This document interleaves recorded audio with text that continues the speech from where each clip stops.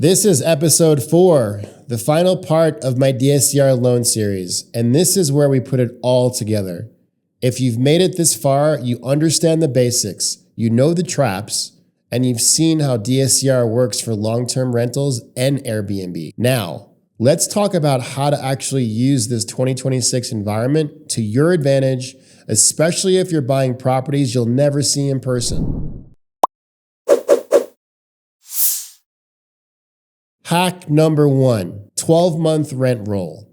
The first hack is simple but powerful. Always demand a 12-month rent roll from the seller or listing agent so you see what was actually collected or is currently being collected if it is an active rental, not just what they claim the property can collect. When you look through that rent roll, you're looking for missed payments, vacancies, concessions, and patterns that tell you whether the income is stable or shaky. Add up the 12 months of rent and divide by 12 to get your current NOI, which is net operating income. That rent roll becomes the reality check for your DSCR calculation, and if a seller resists giving it to you, you will need to rely on hack number 2. Hack number 2, AirDNA or short-term rental reports. For short-term rentals, you want the same level of honesty about income. That's where AirDNA and short-term rental reports, also known as 1007s, come into place. Look at average daily rate, occupancy, and seasonality for properties that truly compare to yours. If the seller says it could make $8,000 a month, but AirDNA says $4,500 with a 50% occupancy,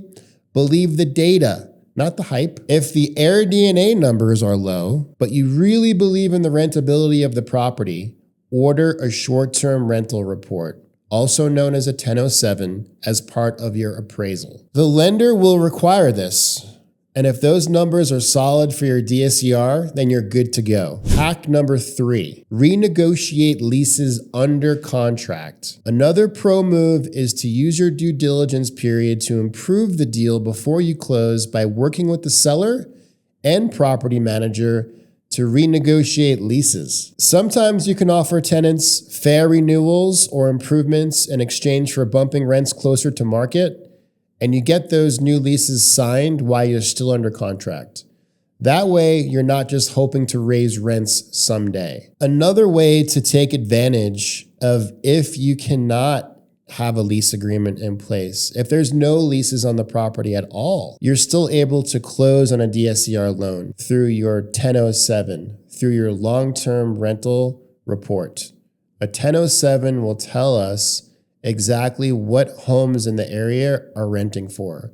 So if the projections for the purchase are $1,200 a month and the comps in the area support $1,200 a month, then you're able to use that $1,200 a month from the comps to be your active DSCR rent, even with no lease agreement in place. A lot of investors think, especially new ones, that they have to have a lease agreement in place to buy a DSCR property. That's not the case.